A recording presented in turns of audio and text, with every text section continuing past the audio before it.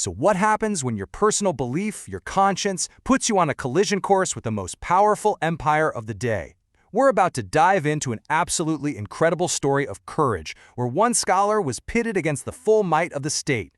It's a tale of principle, of power, and ultimately the price of defiance. Now, a story this powerful has to come from somewhere, right? Well, our source for this entire explainer is something really special. It comes directly from the meticulous work of Mr. Zaheer Ahmad Meer. Specifically, this is episode 68 from his amazing collection, True Courtroom Stories. It's a remarkable piece of research that forms the foundation for everything we're about to unpack today. All right, let's set the scene. I want you to picture the 9th century. We're in the Abbasid Caliphate. This is the center of the world at the time, a true golden age of science, culture, and learning. But even in a golden age, things can go wrong. And just beneath that glittering surface, a massive crisis was brewing, a conflict between power and principle that was about to test the soul of the empire. And look, this wasn't some brief argument that just blew over. No way. This crisis, which became known as the Mihna, was a formal state policy. It lasted for 15 years, stretching across the reigns of 3 different caliphs. This was a systematic, long-term campaign to force an idea on everyone. And this policy, it very quickly turned into something much darker. You could really only call it an Inquisition. See, the state wasn't just suggesting an idea, it was demanding total, absolute agreement. And just like that, a complex theological debate was twisted into a simple, brutal test of loyalty.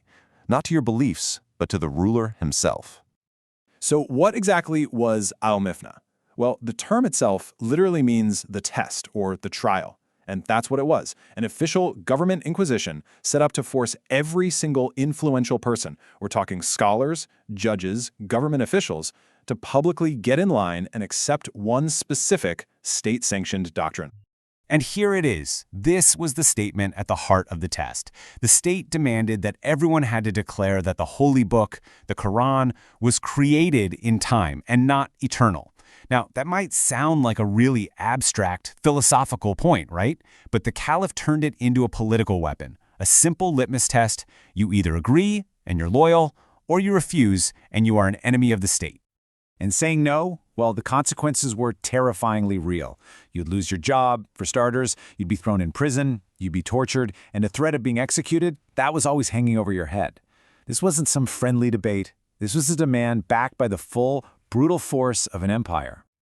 So, with that kind of pressure, what would you do? What would any of us do? And this brings us right to the core of our story. The incredible power of a single conscience standing up against all of that. How does one person even begin to respond when the state demands you betray your deepest beliefs? Well, the truth is, when faced with that choice, your principle is on one side, and your safety, your family, your life on the other. The vast majority of scholars and officials, they submitted. They gave in. They publicly agreed with the state. The government's pressure campaign was, for the most part, working exactly as intended. But history isn't usually defined by the people who fall in line, is it? It's defined by the exceptions. So, with almost everyone else giving in, this one question was just hanging in the air. And an entire empire of brilliant minds, would even one person dare to say no? One man did, the famous, deeply respected scholar, Imam Ibn Hanbal. When the state came for him and demanded his submission, he refused to bend. He stood alone, becoming this solitary, unshakable symbol of defiance against an entire empire. And this is where it all comes to a head. It's no longer a debate about policy or theology. It has become a deeply personal standoff, one man's conscience versus the absolute, unchecked power of the caliphate. And here you can just see the two worldviews crashing into each other. For the state, it was simple. Obedience equals loyalty. They were using theology as a political tool. But for Imam Hanbal, it was a completely different story. For him, matters of truth and conscience could never be dictated by a ruler. He believed the state was crossing a fundamental line, a line it had no right or authority to cross. So what happened? In the end, his sheer steadfastness won. Despite years of being in prison, of being tortured, he never once backed down. His incredible resilience started to inspire people, and a massive wave of public support grew around him. And eventually, the state was actually forced to give up. In 848, the Mihna was officially over. A single scholar's principle had outlasted an emperor's decree. Which leaves us with this powerful question that just echoes from the 9th century all the way into our world right now. This incredible story forces us to ask ourselves, where do we draw the line between the legitimate authority of the state and the non-negotiable demands of our own conscience? It's a question that's as relevant today as it was over 1,000 years ago. Idea, the courage to stand up to the state across, get this, 3 centuries and 3 different continents. It's an absolutely incredible story, and it all comes from some amazing source material that I'm excited to share with you. So, where does this story come from? Well, the whole thing we're about to unpack is drawn straight from a single part, episode 68 to be exact, of a really fascinating book. And that book, it's called True Courtroom Stories. It's just packed with these kinds of moments, These dramatic, high-stakes showdowns where it feels like justice itself is on the line. And we can only go this deep because of the incredible, meticulous research done by Mr. Zaheer Ahmad Meer. Seriously, his work brings these stories to life. So with a huge thank you to him for the source material, let's dive right in. So what's the big idea here? It's something that's, timeless. It's all about defending your own conscience against the sheer power of the state. We're going to look at 3 what I'd call landmark cases that seem totally disconnected at first, but you'll see they all connect to this one single powerful principle. All right, so let's get into our first story. And we're not starting in some modern wood-paneled courtroom. No way, we're going way back, all the way to the 9th century, right in the heart of the Abbasid Caliphates. We're going to meet a scholar who was faced with an impossible choice: bend his conscience or defy an entire empire. And this is the man himself, Imam Ahmad Ibn Hanbal. Now, this guy wasn't just anybody. He was a massively respected jurist and thinker. The ruler at the time, the caliph, was pushing this state-sponsored doctrine called the Mihna, and he demanded that all the top scholars, including Ibn Hanbal, publicly get on board and endorse it. It was basically a loyalty test. Was your loyalty to the state or to your principles? So what did he do? Well, his response was just, wow. It was so simple, but so profound. He didn't get into a political fight. He didn't try to grab for power. He just said, essentially, show me the proof in our sacred texts. If you can't, I won't say what you want me to say. He was looking the most powerful man in the world in the eye and saying that true authority has to come from truth, not just from force. And you can probably guess how the state reacted. It was swift and it was brutal. For refusing to back down, Imam Ibn Hanbal was beaten in public, thrown in prison for years, denied even basic comforts. The empire threw everything it had at him to try and make him crock. But here's the amazing part. It didn't work. Not at all. Actually, the complete opposite happened. His refusal to break became this huge symbol of defiance. The public started to rally behind him, other scholars got brave, and in the end, the whole policy, the Mihna, it just collapsed. It couldn't stand up to the weight of his moral courage. That's just an incredible outcome, right? But it does make you wonder, can something like that, one person's courage from over 1,000 years ago, can it really echo through time, across different cultures? Well, let's see. So to see that echo, we're going to do a massive time jump. Fast forward 1,100 years to 1943. And we're jumping across the world, too, to the United States, right in the middle of World War II. This was a time of super intense, state-enforced patriotism, as you can imagine. So here's the situation. The state of West Virginia passed a law saying every student in a public school had to salute the American flag. No exceptions. But for a group of school children who are Jehovah's Witnesses, doing that went against their deepest religious beliefs. And for taking that stand, they were expelled from school, kicked out. Well, this case went all the way up. We're talking the U.S. Supreme Court. And the ruling they handed down was, it's legendary. Justice Jackson's words here became a bedrock of American law on free speech. The court basically said, nope, no official, no matter how powerful, can force you to say something you don't believe. The state cannot compel you to declare your patriotism if it violates your conscience, period. Okay, now this is where it gets really interesting. When you put these 2 stories side by side, a 9th century scholar and 20th century American kids, the parallels are they're stunning. Think about it. Both refused a belief that the state was trying to force on them. Both faced serious punishment for it. And what were they both really defending? The exact same thing, the freedom of your own conscience. But you know what? This incredible pattern, it doesn't just stop in the 1940s. Let's pull this thread right into our own time, into the 21st century, with our third and final example. And for this one, we're heading to Pakistan. Now this time, the fight wasn't about religion or saluting a flag. It was about something much more structural. It was about the very foundations of government. So Parliament passed this huge constitutional amendment, and a case challenging it landed in front of the Supreme Court. The whole argument was that Parliament had overstepped its bounds, that this new law was actually a threat to the independence of the courts themselves. And in another huge, landmark decision, the Supreme Court of Pakistan said, you're right. They ruled that, yeah, Parliament can change the constitution, but that power isn't unlimited. There are certain basic features, like the independence of the judiciary, that are so fundamental you just can't get rid of them. The court was essentially drawing a line in the sand, defending its own independence from political power. And there it is again. You see it, right? It's the exact same conflict playing out in a different context. Just like Imam Ibn Hanbal stood his ground to protect the moral and legal order, the Pakistan Supreme Court stood its ground to protect the constitutional order. It's that same core principle, just dressed up in a modern legal framework. So, let's recap.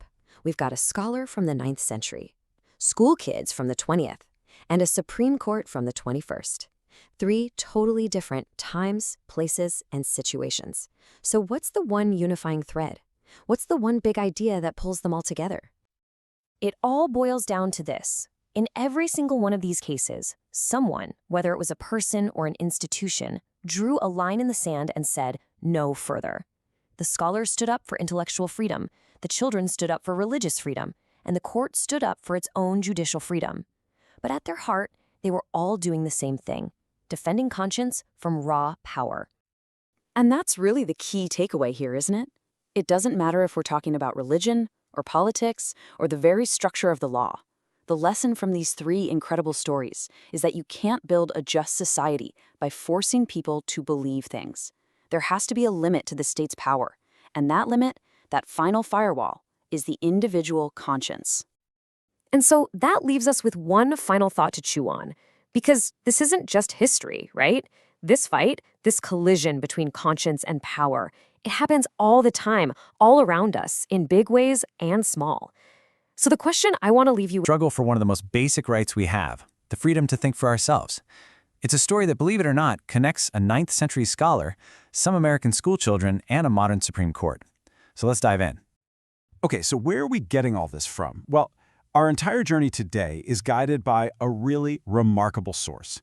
We are diving deep, and I mean deep, into episode 68 of the book True Courtroom Stories. And what makes this so special is the incredible research done by Mr. Zaheer Ahmad Meer. His work is what uncovers this powerful, almost hidden thread that connects these huge stretches of history.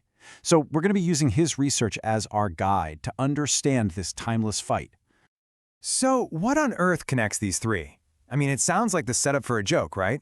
A scholar in ancient Baghdad, school children during World War II in America, and a modern Supreme Court. What could they possibly have in common? Well, the answer is a single powerful idea that every single one of them was forced to defend, often at a huge personal cost.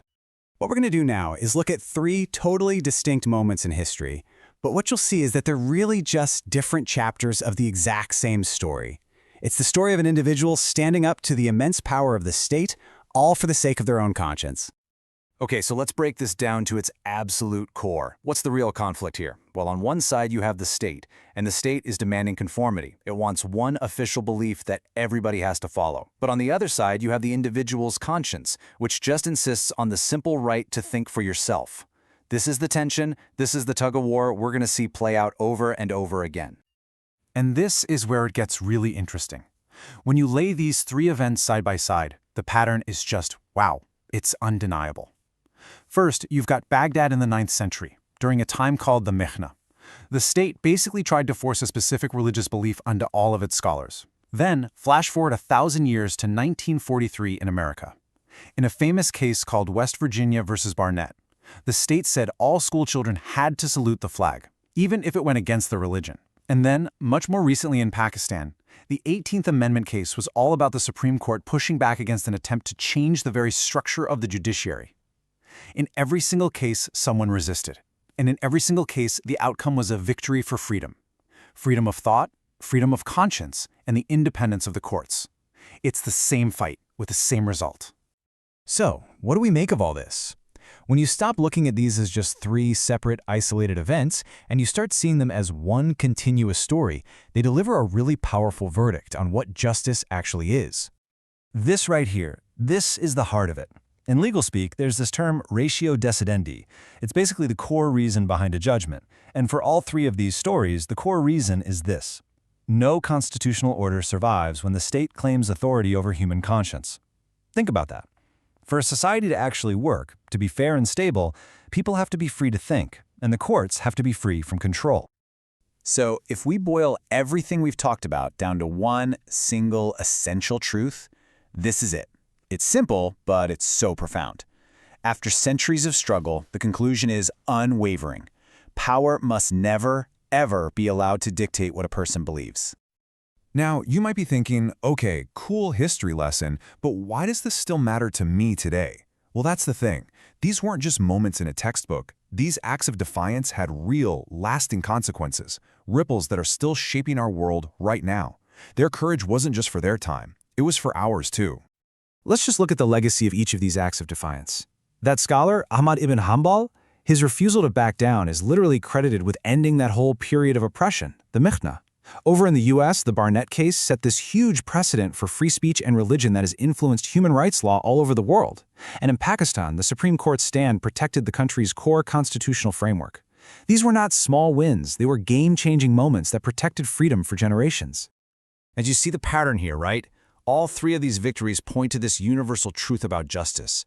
A strong justice system isn't defined by how much it can punish, but by how well it protects the inner world of its citizens. When the state isn't allowed to police what you think, that's when a truly just society can actually begin to grow. All right, so as we start to wrap this up, let's zoom all the way out. What's the biggest lesson here? What do these stories teach us about building a society that's not just powerful, but also great and lasting? The source material we've been drawing from puts it perfectly, leaving us with this final, really powerful moral lesson. It's a choice, really. A nation can try to control what people believe, and in doing so, it ultimately enslaves them. Or it can choose to set conscience free, and in doing so, it empowers its entire civilization. That choice? Well, that choice defines everything. So that's what I want to leave you with. It's the question that echoes through all these stories, from 1,000 years ago right up to today, and it's as urgent as ever. What is the true price in freedom, in justice, in progress, that a nation pays when it decides it has the right to control the human mind? It's definitely something